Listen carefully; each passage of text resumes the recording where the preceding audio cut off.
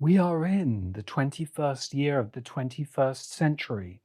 I'm somewhat surprised that this has not been as widely noted as I think it could have been. We're in the 21st year of the 21st century, of this strange progression through time that we call human history, or the human now, or the human future that we are moving into. And I think there's no better time to think about the past, present, and future of this unfolding century than in the 21st year of the 21st century. And there's no better way to look at the time that we're living in than through the lens of science fiction, because we are living in a science fiction century. Not only is science fiction now at the heart of our storytelling.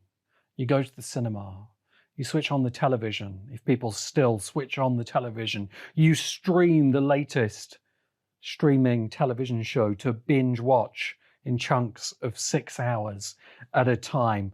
You turn on your ultra powerful gaming console or go online to play an MMORPG, and you are absorbed into worlds of science fiction. And more than that, our era is an era when science fiction, after many years of, one could say, predicting the future, now is the present. What's happening in the world around us after decades, centuries of talking about firing and landing space rockets, the amazing Elon Musk has now fired and landed a space rocket again. And in fact, Elon is going to feature in this here podcast. What else is happening? We are journeying into the metaverse that was predicted by Neil Stephenson in science fiction and is now becoming a reality, or as I call it, the unreal. We are journeying into the unreal, long talked about by science fiction. Our world is being reshaped by technology, none less than cryptocurrencies. Another of Neil Stephenson's predictions of the future coming true around us. More than ever, we are living in a science fiction reality, and the 21st century is the century of science fiction.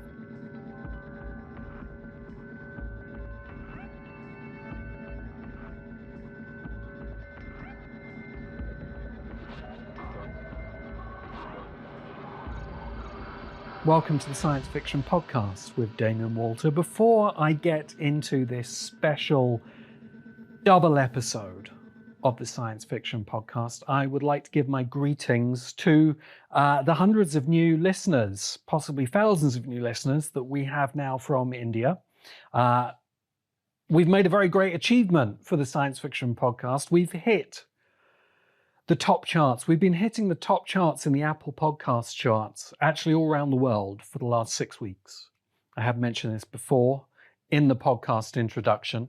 And this week we hit number 8. In fact, yesterday we hit number 8 in the Apple Podcasts India Books chart.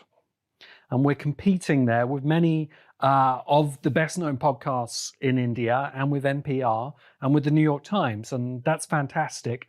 But what I'm really happy about is to welcome many new listeners from India. I've made a big effort in my courses, my online writing and storytelling and science fiction courses. We're getting close to 40,000 students for those courses now. And the biggest contingent of students come from India. And that work has now paid off with many new listeners for the Science Fiction Podcast from India. And I'm just super happy to be able to say that, because I think more than any country on earth, India is the science fiction future. And I think it's going to prove that. You are going to prove that through the 21st century. So thank you very much to all of you for putting the Science Fiction Podcast into the top 10 at number 8 there. What is this special double episode. Why is it a double episode? What are we going to be talking about here? Well, I want to look at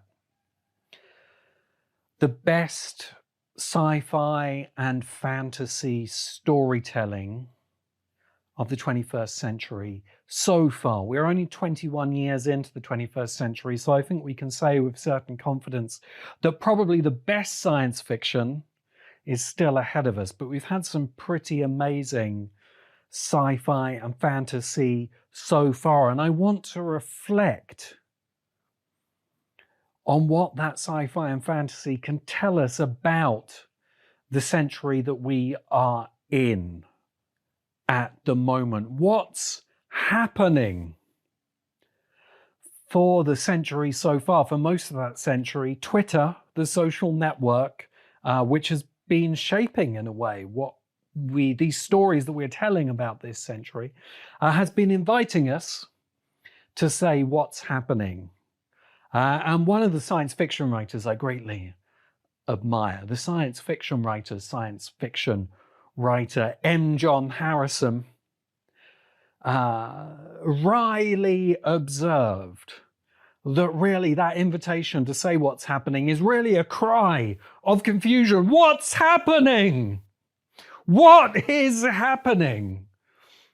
And I think this is the question we're all asking ourselves about the 21st century so far. What is happening? And what better way to understand what's happening than the storytelling of science fiction and fantasy? Why science fiction and fantasy? This is a common question that I'm asked because I have an understanding of science fiction that easily encompasses fantasy and also horror and also other clear genres like steampunk and space opera and Tolkien-esque epic fantasy. And I think these are all one thing, and they're particularly defined by the ideas of science fiction and fantasy. Because as we shout in our confusion looking at the 21st century, what is happening? We are looking for a new story. Our old stories, our old ways of understanding the world have fallen apart, and we are looking for a new story to give meaning to this century, to this time that we're living in. And there's really two directions you can go in. One is the direction that we commonly call science fiction, which you could call going forward, shooting rockets into space, taking interstellar journeys to other star systems, interacting with other, perhaps alien civilizations, inventing warp drives and hyperdrives. You know the symbols of science fiction. And we've spent, let's say, 200 years, beginning with Frankenstein, Mary Wollstonecraft, Shelley. That's as good a place as any to begin the idea of science fiction, creating this new story about what the future might be. But increasingly that story looks broken. We haven't taken our journey into space. Perhaps we may never, as Kim Stanley Robinson has predicted, we may never make it to other stars. And there is another direction to go in. You might call it going backwards to our older stories. Taking the old symbols, the old myths of the past, as J.R.R. Tolkien did. J.R.R. Tolkien took the great myths of Northern Europe and reformed them through the process of what he called mythopoeia into new myths for our modern world that we now, I think, call fantasy, the Tolkien-esque fantasy, the epic and high fantasy, the heroic fantasy of Robert Howard, Conan. Times of adventure from which great heroes emerged. You get the idea of fantasy, but really, whilst they look different in the symbols they employ and on the surface, these are just two very related answers to the same question of what story are we going to tell about this century? And on the one hand, you might say, well, it's clearly obvious it's going to be journeying into space, but that seems less and less likely. And maybe when we journey into the unreal and inner space, it's going to look a lot like the fantasy worlds that we've invented. What do we do when we play games in the metaverse? We become elves and dwarfs and warriors and wizards, and we explore dungeons, and it all looks very fantasy. So both of these are models of the future that we might heading into, and we might be looking at stories from both sci-fi and fantasy, and also, I would say, horror. Horror is also there, helping us as another set of symbols, another kind of story about the world that we're living in. But we might be looking at all of these as we explore the best science fiction and fantasy of the 21st century so far. And I have made 2 lists I published a few weeks ago on my website, damiangwalter.com, a list of the most significant storytellers of science fiction and fantasy storytellers. And there were 21 for the 21 years of the century so far, and of the 21st century, significant as in each of these storytellers signifies something. They tell you something about the times that we are in and about the science fiction and fantasy stories that we are telling for those times. And then only this week I've made another list with the assistance. Really, this is, if the first list is significant, this second list is the popular list. And the members of the science fiction community on Facebook that supports the podcast have been contributing and voting on that list and making nominations for it. And we have had, I think, probably well over 1,000 votes. I haven't counted up all of the votes yet, but it has given us a list also. In fact, there were many hundreds of nominations on the list, but I'd taken the top 21. And I'm going to match those up against my own personal list of the most significant to give us in total 42. A significant science fiction number that's only just occurred to me. Probably the most significant number in all science fiction because of Douglas Adams' Hitchhiker's Guide to the Galaxy. 42 is the meaning to whatever the question might be. And in this case, the question is the best science fiction and fantasy storytelling of the 21st century so far. And I'm going to work my way through these 2 lists of 21. And as you can probably imagine, I think that's going to take some time. So I think this is going to be a double episode. If it goes over an hour, which I imagine it will, because we're already 14 minutes in and I haven't even started yet. But we will get into that. We will get into that. A reminder for new listeners, this is the Science Fiction Podcast with Damian Walter. We have been going for about a year. And the Science Fiction Podcast in its first year has now become a trending podcast across the Apple Podcast charts. That is an achievement I'm quite proud of, but really it's been contributed to by all of the listeners to the podcast who have helped spread the word and who have helped build this up into a significant channel for serious discussion of science fiction. And that is my ambition for the Science Fiction Podcast, is to have a top-level discussion out there that is being heard by people far beyond the science fiction community, and that asks the question of what science fiction can tell us about the world that we're living in now, that is both about science fiction storytelling and sometimes nerding out and fanning out over the latest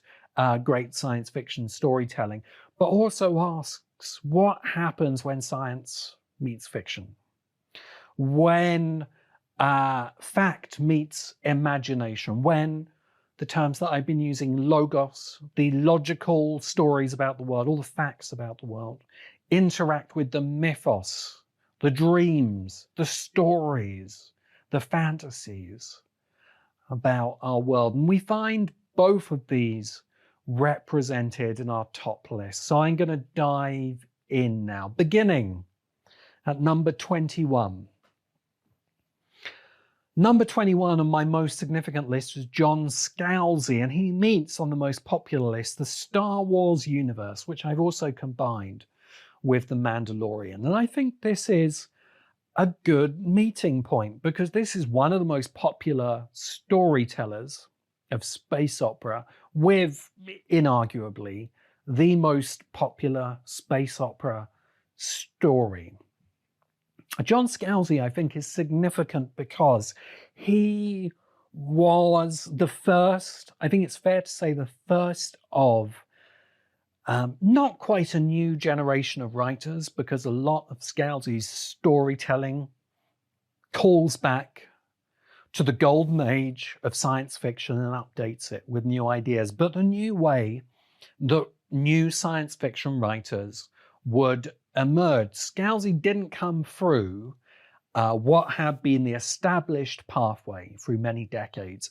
You get some stories published in Analog or Asimov's or a number of other channels, and that will then probably lead you onto a publishing deal, and then maybe you will become one of the small number of the elect science fiction writers who have come through the mainstream New York publishers. And this isn't where John Scalzi came from. John Scalzi set up, he was a successful writer in many areas. He set up a science fiction blog, Whatever, and the Whatever blog became very popular. And if I remember correctly, because I was actively following this at the time, I think Scalzi then began to serial publish Old Man's War. Please correct me if I'm wrong on any of these details.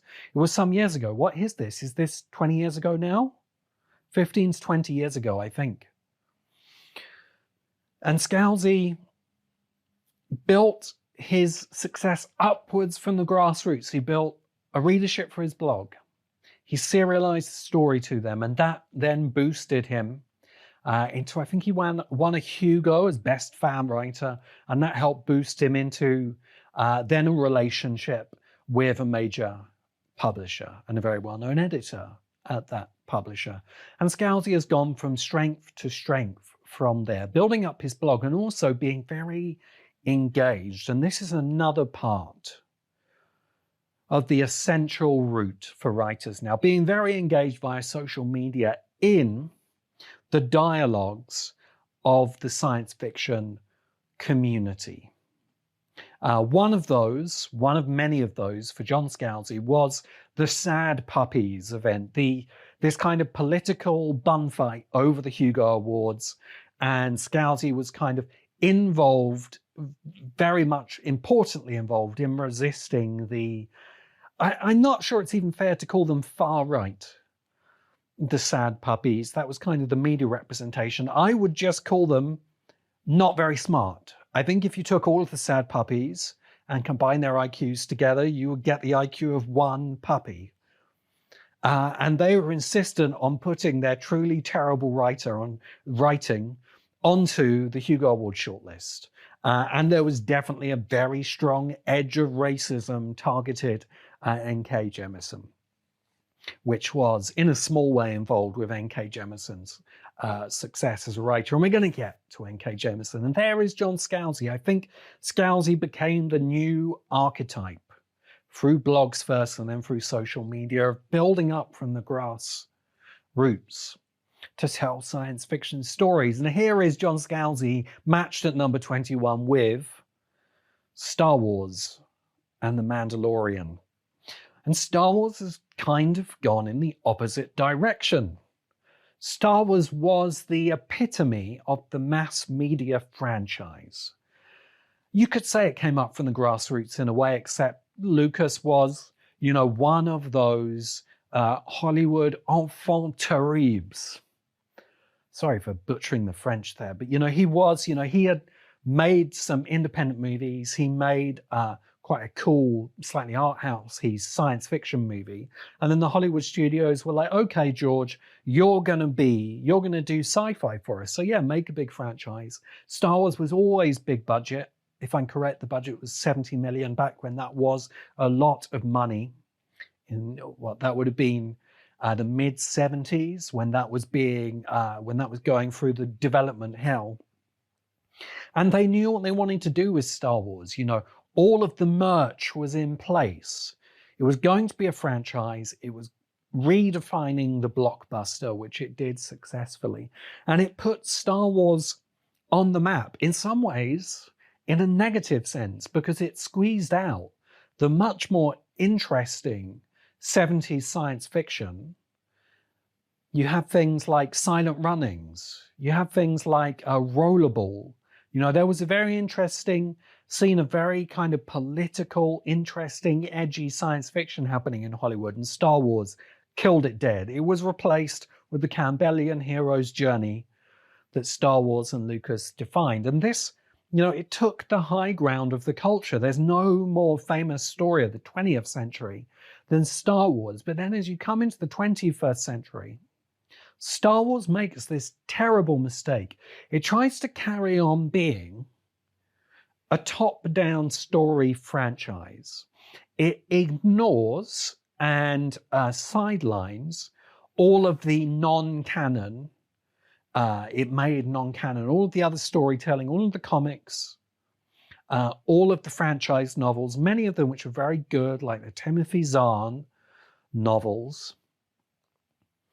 And it sidelined all of those and put them all to one side and said, no, we're not paying attention to any of those. We're going to take some big name directors, J.J. Abrams, who was just not the right choice, and just give them Star Wars. And they made a terrible hash of it. It kind of started okay.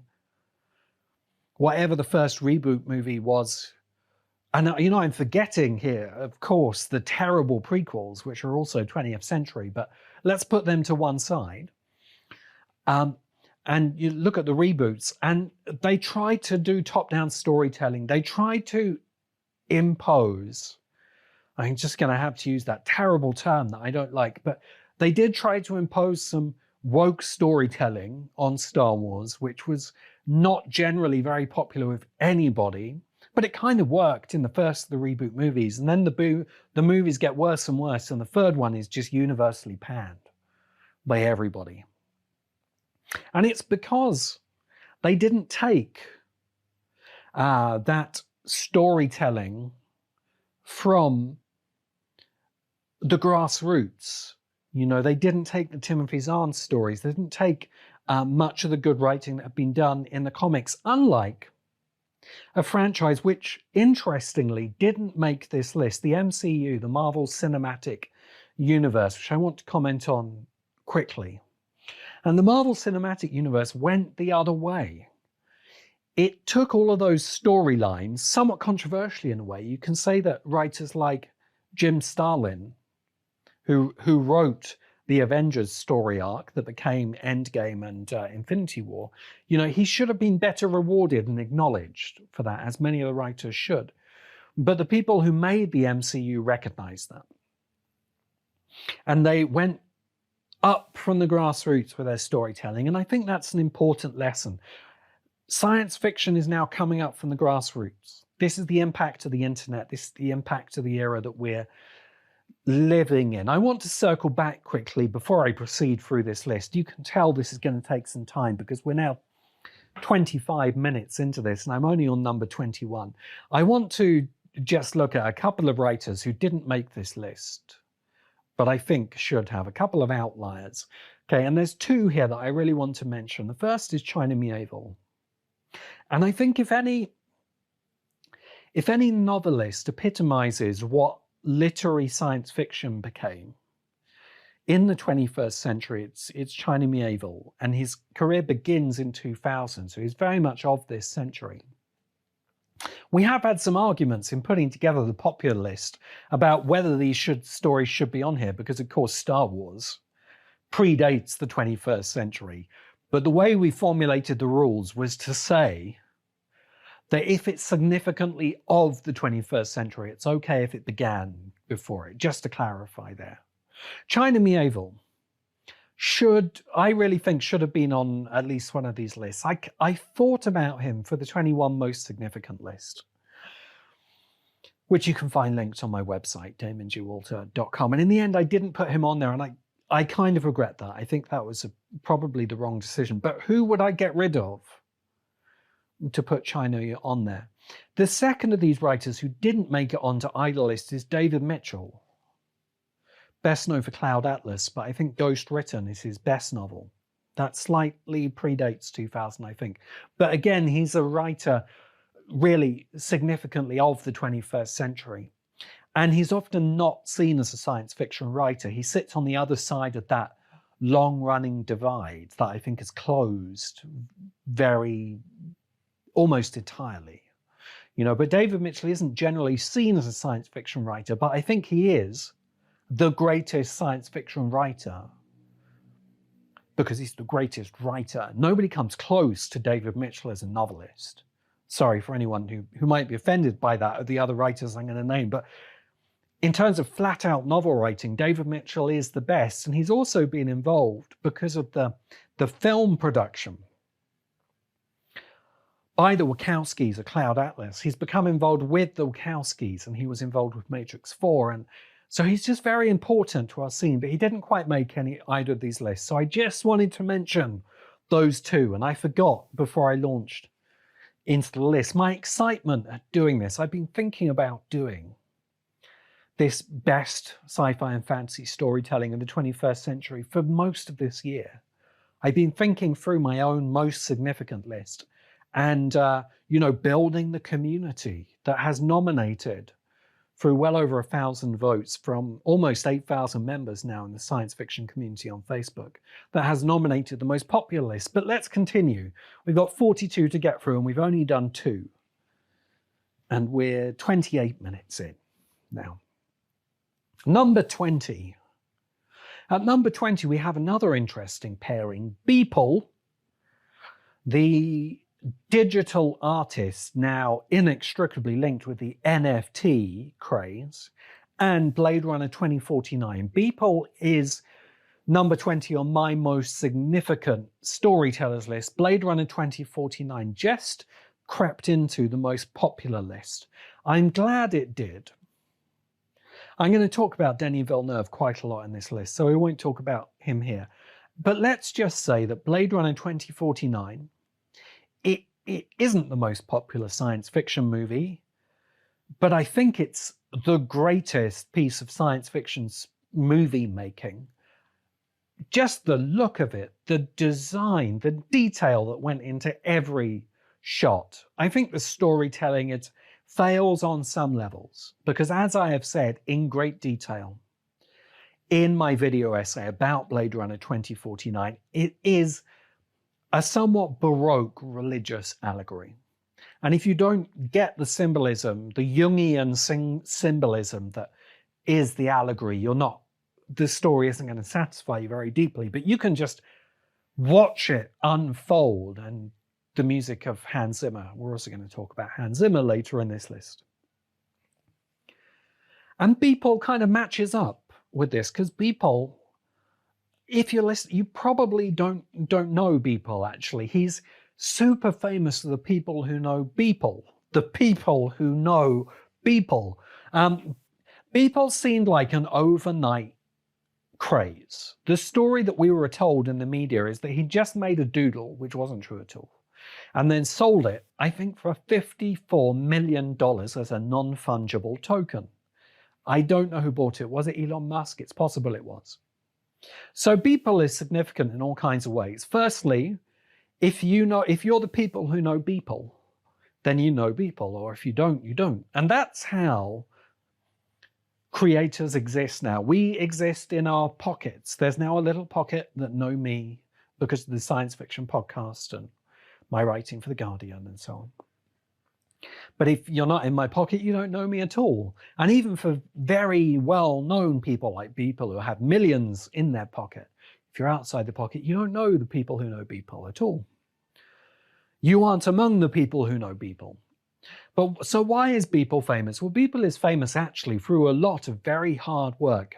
For 14 years, Beeple, who has a real name that I've forgotten, Beeple has published a work of digital illustration that had been through many phases because the digital illustration technologies have changed. And he's done this every day without missing a day, 365 days a year for 14 years.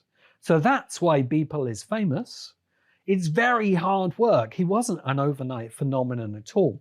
And actually, something that I would observe is that we're now in the most meritocratic time for creators. There's nobody who can choose you anymore. Nobody made Beeple. The people who know Beeple made Beeple, and Beeple made Beeple himself by doing the work and by doing very good work.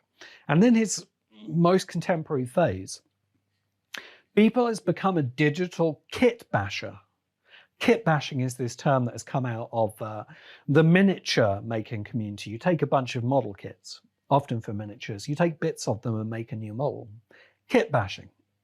And Beeple does this with digital models that in the last few years, we have this, and I've spoken about this in my episode on Unreal, the Unreal Engine. We have these huge marketplaces, brand new, that are now full of highly detailed models of real things or imaginary things. And Beeple buys all of these kits and he keeps them in stock, and then he bashes them together and makes these amazing works of art by rendering the scenes and then taking an image. That's what Beeple does. And that's made Beeple very famous for the people who know Beeple, which include whoever it was paid $54 million, which brings us to NFTs. I'm going to do a whole episode of the Science Fiction Podcast, of the Science Fiction Podcast on NFTs. I'm not going to edit these out, my little mispronunciations. You're going to get all of these in this episode. I do sometimes edit them out, but as we're going to be going for probably like over 2 hours on this double episode, I'm not going to do that this time.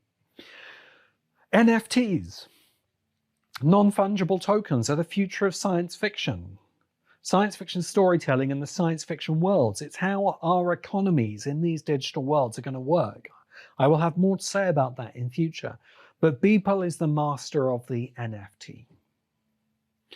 So I think it's significant that at number 20 we have Beeple and Blade Runner 24, both great image-making engines of science fiction. Number 19. At number 19, we have Cixin Liu, the Chinese hard science fiction author. Opposite Mass Effect. Again, a good matchup, I think, because they're both stories of space. Beeple, not Beeple. I got Beeple on the mind because of his cool name, Cixin Liu. Cixin Liu I find to be actually a difficult storyteller. I don't love the three-body problem, which I worked my way through because as a critic of science fiction, I felt it was important to have read it. And I don't like it very much. I think it is a xenophobic and fearful vision of our galaxy that I hope and believe will not be true. And I think that was somewhat reflected in not really revelations, but the public statements by Cixin Liu, kind of in support, tacitly in support of the persecution of the Uyghur Muslims happening in China. I will now probably find my podcast is eliminated from all Chinese podcast charts for having mentioned this. But I simply think that this is not what I want a science fiction author to be saying or doing. I don't want these xenophobic visions of the galaxy reflecting a kind of view that all of the alien life that we meet will be out to destroy us. Cixin Liu has given a name to one of the answers to the Fermi paradox. I'm sure you know, the Fermi paradox is the paradox of why, given the mathematics of how many civilizations should be coexistent with us in a universe or just a galaxy the size of the galaxy that we are in, the Fermi paradox states, why aren't we seeing them? And Cixin Liu essentially put forward the dark forest theory that whenever a new civilization sticks its head up above the galactic parapet, all the other civilizations that are in play gang up to destroy it. So you stay dark, you don't broadcast into the universe, and if you do, you get destroyed. And I think this is a sadly fearful vision of our future. And that's as much as I'm going to say about Cixin Liu, other than to say that the three-body problem, which I believe has 2 adaptations coming up, though I don't like it, is undoubtedly an important work of science fiction, as is Mass Effect. I'm very happy to have one video game on here. I think really there should be more video games. Because if science fiction was a popular genre, I don't like the idea of science fiction as a genre, but let's use the term, a popular genre of storytelling, much of that popular energy has gone from novels into video games. And why not? If you're going to enter the experience of a science fiction universe, then what better way to do it than Mass Effect? I also, having only played them a little, didn't really enjoy the Mass Effect games. They don't do what I would like in either video games or science fiction storytelling, but many billions of people have greatly enjoyed them.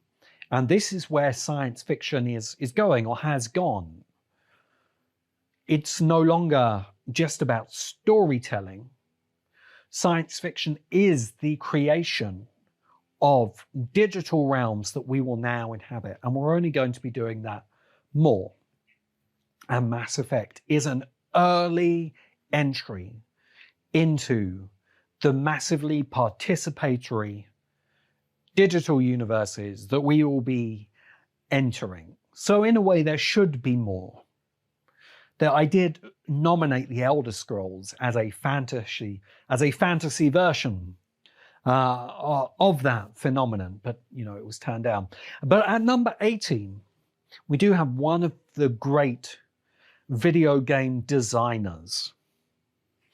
And I think when it comes to worlds, we're no longer really writers of worlds, although I think there's a lot to be done. I have done over the last 3 years a considerable amount of writing for video games to build out a portfolio to do more in the future.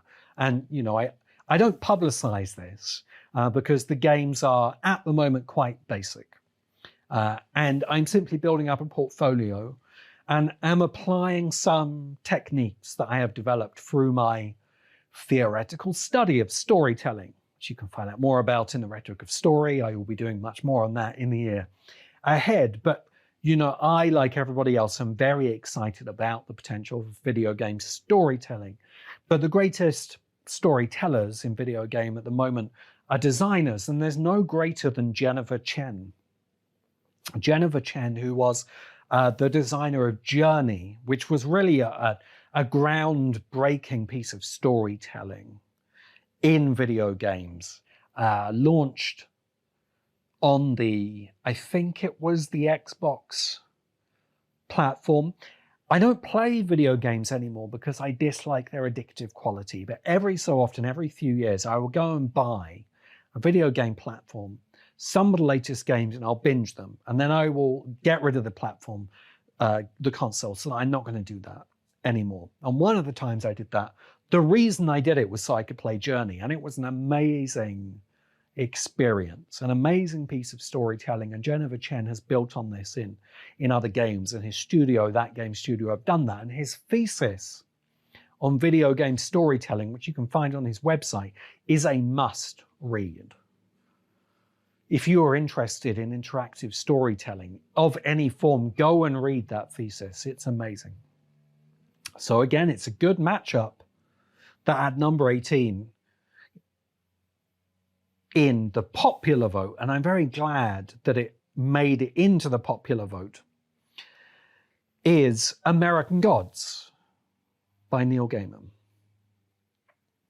American Gods is one of my personal favorite stories. Neil Gaiman is one of my all-time favorite storytellers. And I grew up, sorry to age you if you end up listening to this, Neil, but I grew up listening to Neil Gaiman. And from his comic books, his collaborations with Terry Pratchett and Dave McKean, and he's a formative, absolutely formative writer for me. And American Gods was his step from comics really into novels, although he had written novels before, and it was super successful. And it continues to be a very, very successful novel, and it's one of the best examples of horror, fantasy, sci-fi storytelling in the literary format. I use the opening chapter, and have done for years now, with my writing students. I use the opening chapter of American Gods just to illustrate what you can do in a literary form with fantasy and horror and sci-fi.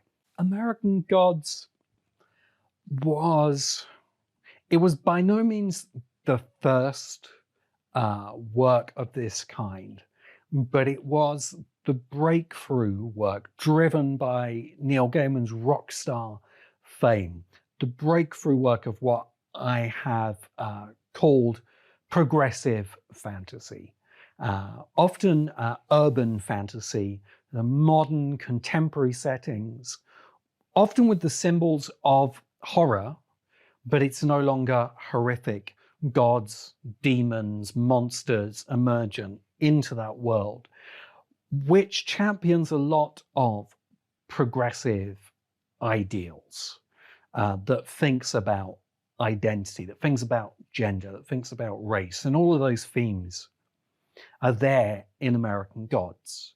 And Neil Gaiman was, I think, across the board, the breakthrough author for that, and has been followed by many, many other authors who hold similarly progressive concerns that they express through fantasy. And one of those comes in at our 17th position, number 17.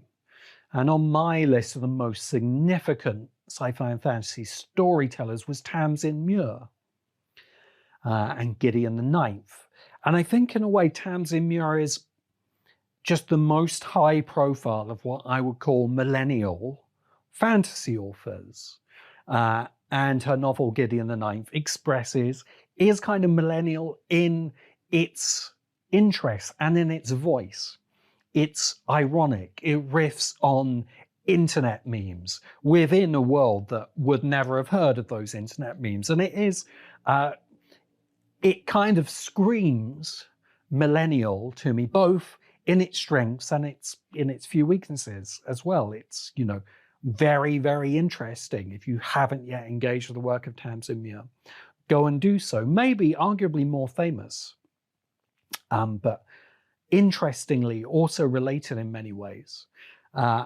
Another woman writer, Margaret Atwood, with The Handmaid's Tale. Of course, Margaret Atwood substantially precedes the 21st century, but Handmaid's Tale has been the source material for the television show of Handmaid's Tale, which is one of the most significant and popular television shows, and has done another kind of storytelling. I wouldn't call it so much progressive, although it's an earlier idea. It's feminist science fiction, and there is this very strong feminist theme through literary science fiction.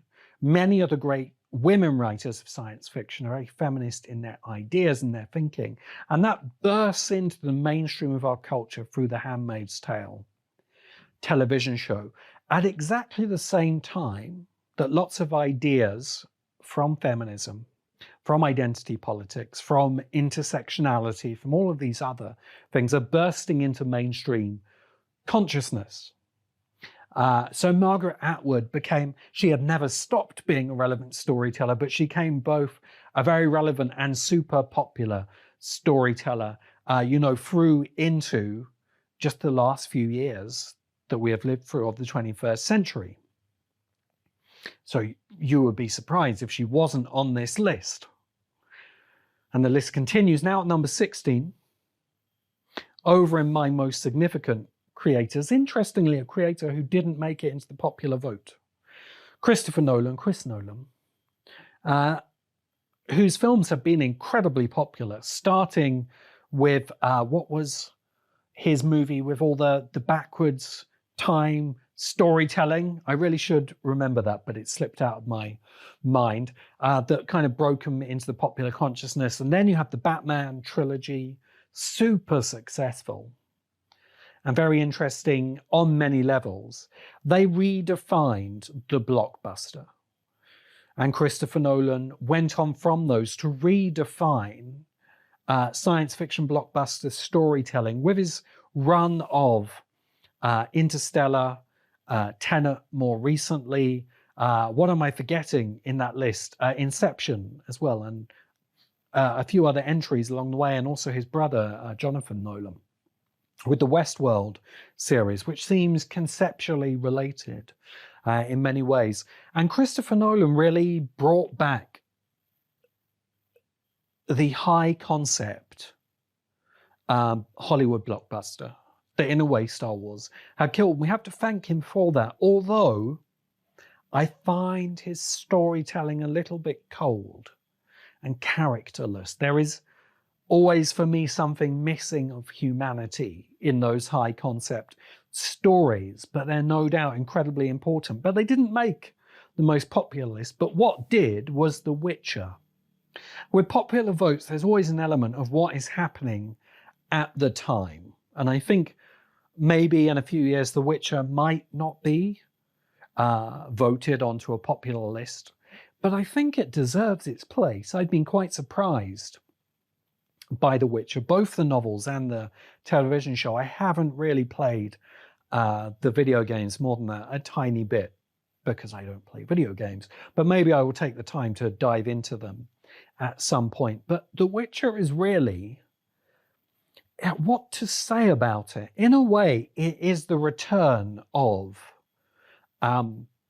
the archetypal fantasy story, drawing all the way from the myths of Eastern Europe. It is a very Eastern European flavored fantasy story because of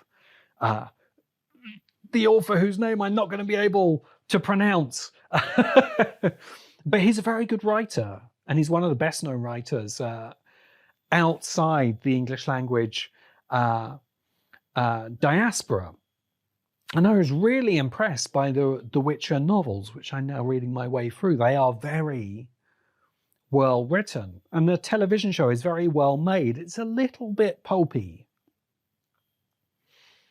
It's a little bit trashy in some ways. It plays on female and male nudity, even more so than Game of Thrones did, but it's very entertaining.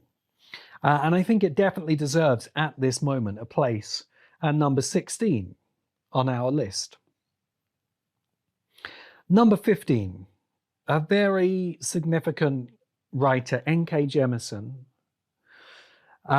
who I placed onto my most significant list, who didn't make it onto the most popular list, which I think is a shame. Despite being very successful and renowned, N.K. Jemisin is the kind of author who's probably never going to be a best-selling author in the way that, let's say, Stephen King is. Because her work, I think, is too challenging. The themes that symbolize and reflect on the oppressive structures of society through the symbolism, the metaphors of fantasy are brilliant and should be more widely read than they are, and kind of match up well with District 9 that came in at number 15 on our popular vote. Maybe if this had been a few years ago, it would have come in higher.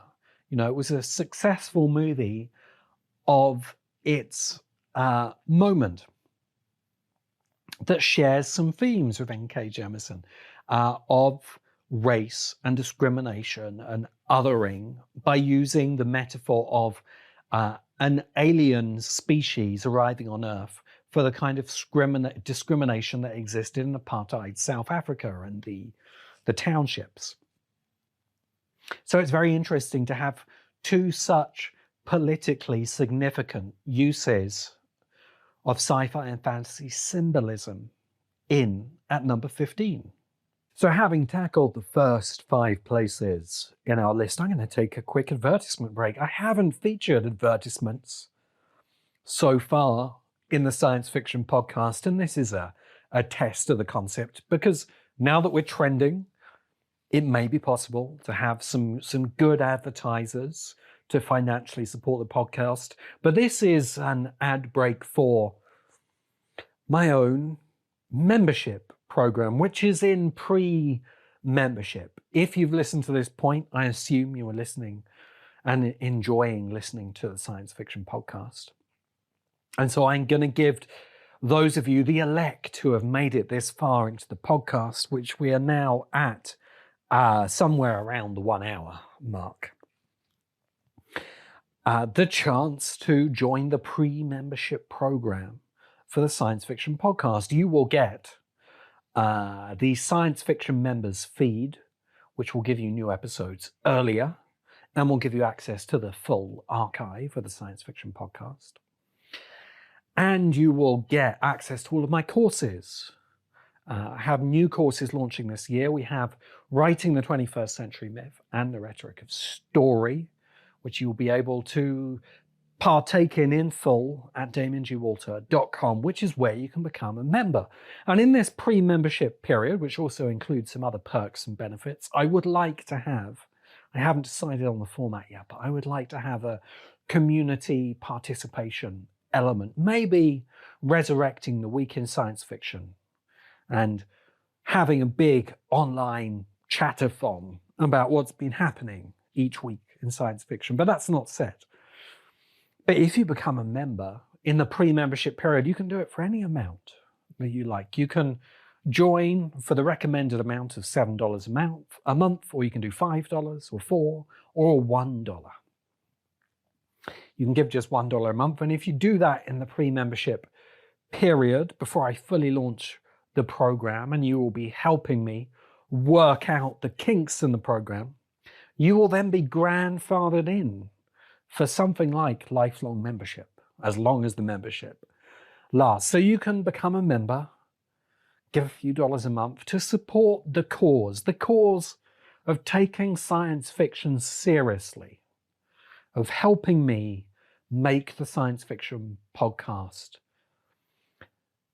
an outlet at the highest levels of our cultural conversation for science fiction and for what happens when science meets fiction. Thank you for your patience at that advertisement break. We shall now proceed to number 14 in the 42 greatest science fiction and fantasy stories of the 21st century so far. And in at number 14 is Charlie Jane Anders, a writer who I know a little online, have actually met in person in science fiction, in person in San Francisco, which is Charlie Jane Anders' hometown. And I selected Charlie Jane Anders for number 14 in my list of the most significant for this blend in her work of science fiction and literary fiction. I think an increasingly meaningless division, because how can you tell literary stories about the year 2021 without them being science fictional, because we live in science fictional times? And I see that in the work of Charlie Jane Anders. I'm not sure that there's any real connection to the popular list, number 14, Harry Potter, by the increasingly controversial J.K. Rowling. How could you talk about the most successful, the best sci-fi and fantasy storytelling of this century without talking about Harry Potter? When did Harry Potter start? Was it 97? I think. Maybe. You can correct me if I'm wrong on that. But J.K. Rowling has gone from a penniless single mother to the richest woman in the world. She would be absolutely the richest woman in the world, a multi-billionaire if she hadn't given away so much of her fortune at that time. And sadly, she has become very controversial in the last couple of years, the last year, I think specifically, through her commentary on trans issues, which I think, to be frank, I understand her argument. But JK, Joannie, you're the most famous person in the world, certainly the most famous writer and fantasy writer in the world. You could have done this much better. Whether I agree with your argument or not, you could have articulated this in a way, because of course you know the response you're going to get, and you've somewhat courted it, haven't you, JK, if you should happen to tune in, which I imagine is unlikely. Number 13. One of my most favorite discoveries. I love to discover brilliant new writers of science fiction, and I have discovered Qntm. Many other people discovered Qntm first. I didn't discover him, absolutely, but for myself, I discovered Qntm and also interviewed him as one of only 2 interviews for the science fiction podcast so far. The other was with the super intelligent John Vervaeke. Go and check out that interview if you're listening. But Qntm, who is widely a pseudonymous author. I'm always uncertain whether to use his true name. You can find it quite easily. But Qntm wrote an amazing novel. There is no anti-memetics division. The most original work of science fiction of the 21st century so far, for me, without a doubt. Go and check it out. Read it. It's self-published.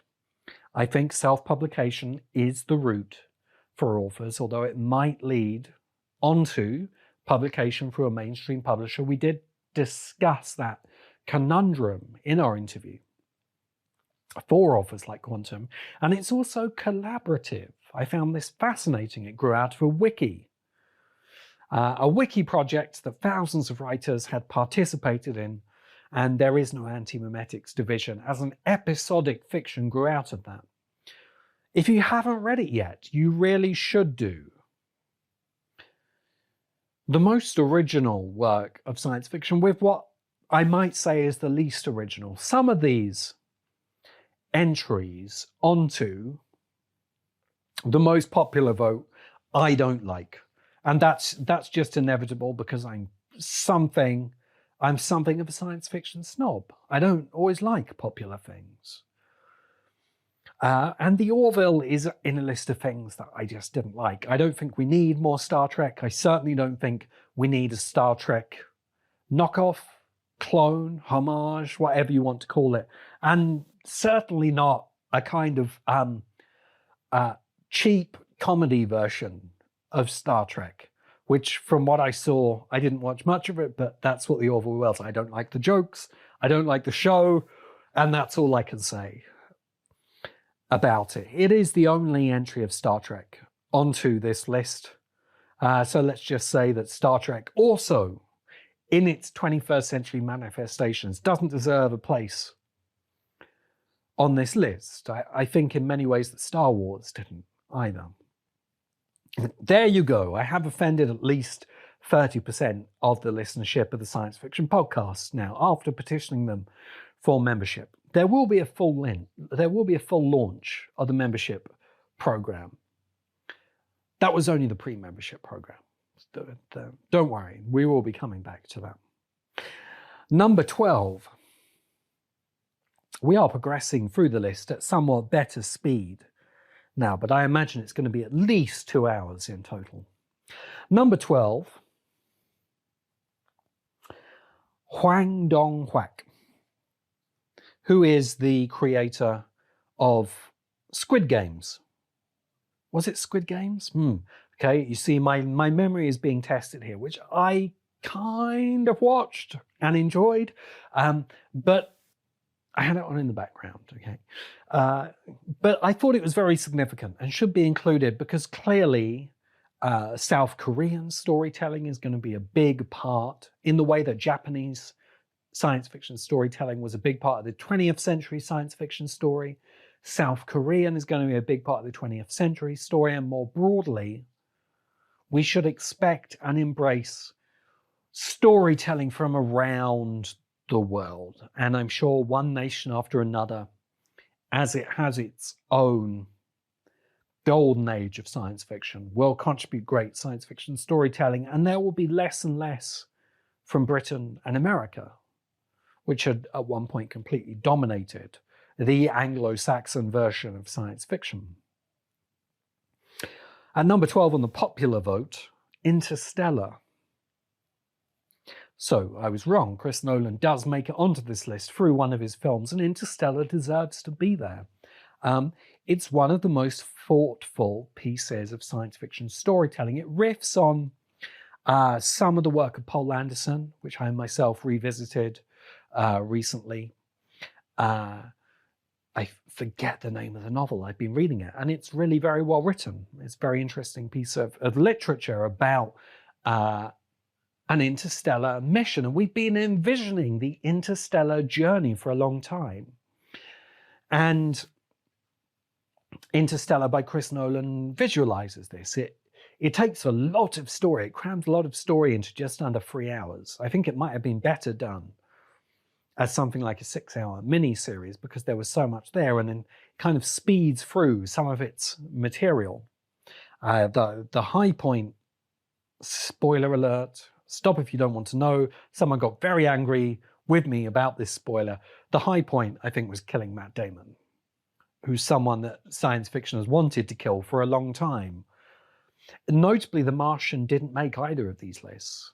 And, you know, I haven't loved The Martian in any version. I'm not sure it has deserved the hype around it. Many will disagree. But Interstellar is related to The Martian in a way in that it is the kind of thing that most people think of when you say the word science fiction. It's core science fiction storytelling. And even if we never make it to the stars, we have some cool stories about doing that.